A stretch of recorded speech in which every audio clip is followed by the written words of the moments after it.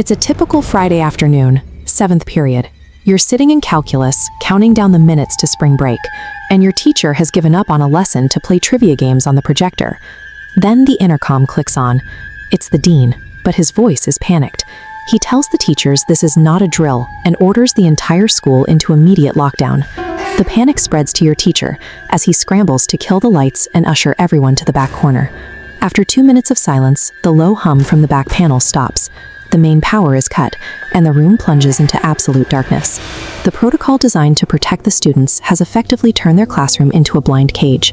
In the pitch black, the familiar desks and posters vanish, leaving everyone to wonder exactly where the danger is hiding. On a rainy October day, the crisis started during the first lunch period. 4 loud booms echoed from outside the building. While some students thought it was thunder, campus security began screaming at everyone to drop their lunches and run for the multi-purpose room. Once the crowd was inside, staff began covering the massive glass walls with curtains.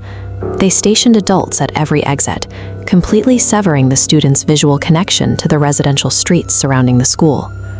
Without a view of the outside, rumors began to fill the room. Whispers spread about a mentally unstable man who had barricaded himself in a house right across the street, threatening to kill the police if they tried to evict him. A perimeter lockdown creates a total information vacuum. When you can no longer see the threat, the mind begins to manifest its own version of the danger, often creating a psychological terror more intense than the physical reality outside. Back in the darkness of the calculus class, the students sat in an agonizing silence. Every minor sound in the hallway became a potential threat. That silence was shattered by a man screaming down the corridor. He was violently banging on the blue metal lockers, shouting that he was going to kill everyone. The pounding moved from the lockers directly to their classroom door. He started smashing against the wood, demanding they open up, as several girls in the corner began to cry out in fear. The man eventually moved on, but he wasn't far. He was later discovered sleeping in a school storage closet near the back of the building. According to the rumors that followed, a loaded .44 Magnum was sticking out of his pocket. When an intruder is already inside the building, the lockdown protocol creates a state of suffocating, passive dread. It immobilizes the students in a single spot, forcing them to wait and listen as a threat moves freely toward their door. For a college intern working in the school basement, the lockdown felt even more exposed. His office was a cluttered, disorganized space that lacked an actual door. It was just a wide-open archway leading to the rest of the basement. After the call came in about an armed intruder, he killed his monitor and crawled under the desk. Minutes later, the heavy basement door creaked open. Someone ran down the stairs and walked straight into the dark office, stopping just feet from where he was hiding. The intern finally emerged, begging for his life. Instead of an attacker, he found a man in a red plaid shirt and a cap who pulled him up. The stranger whispered that he was just a parent hiding from the danger upstairs. They stood together in the dark, waiting. Then the intern's phone dinged.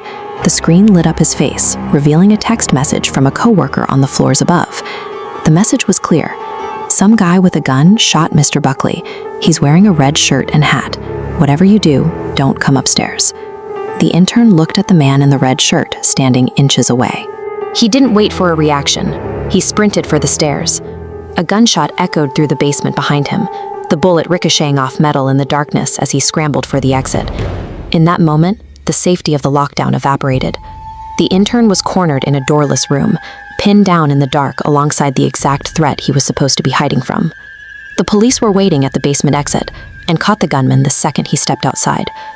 The wounded teacher survived the shooting, and though the man in the calculus hallway was never found, the immediate danger to the school was over. While the physical threats were removed, the sense of security inside the school was permanently damaged.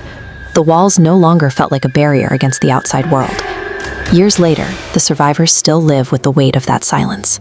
A heavy footstep in a quiet hall or a sudden crash against a locker forces the mind back to that corner in the dark, a reminder of the time they were trapped. If you found these stories interesting, be sure to like the video and subscribe for more.